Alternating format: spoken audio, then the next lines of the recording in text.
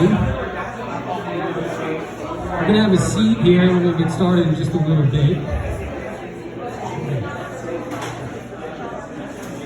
Everybody hear me okay here? I don't know if I'm supposed to use the mask or not use the mask. I might be spitting all over this microphone. In any event, I want to thank everybody for coming, and most importantly, I want to thank the Harlow family for honoring me to kind of kick off this meeting, or this celebration of life today. Brett and I met, we were randomly, my name's Keith Cleary, by the way. I've known Brett for many, many years.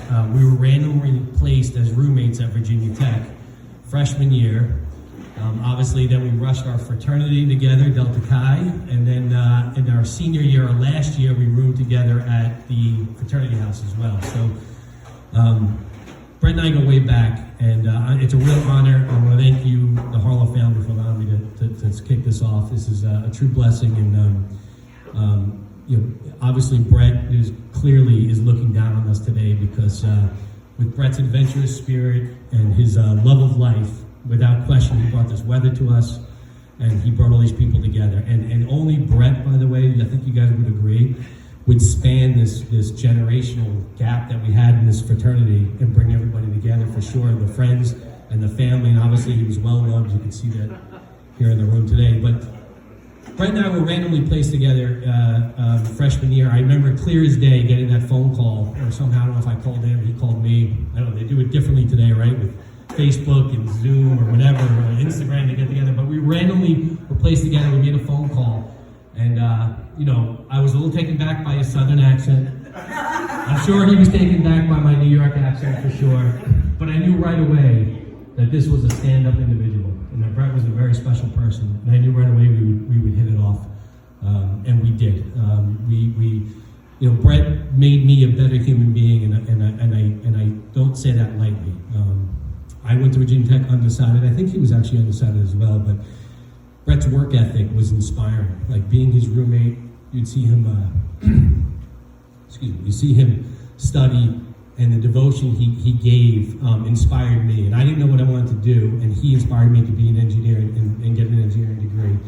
And I know to this day, I would not be where I am today if it wasn't for Brett and his inspiration to me to do better, not only as a student, but as a friend, and his loyalty to his friendships. And his ability to make sure that everybody was happy in the room at all times. I think a lot of us can attest to that, but he made sure that everyone was smiling and laughing, and he always smiled and laughed. He never complained. And then we went on with our careers at Virginia Tech, and then senior year again, we roomed again in the fraternity house, which was quite a good time. I'm sure there's a lot of people here who can attest to that. Had a blast there, and then during our senior year, we actually planned a trip to backpack Europe, and Brett and I executed a trip to Europe after we graduated. We backpacked through, I don't know how many countries, there's pins on that board there, but we started in England, went to Ireland, and worked our way through Greece and to Italy, and then over to Greece. And I look back at that trip as one of the most incredible times, and I remember fighting with Brett because, God, we were traveling through.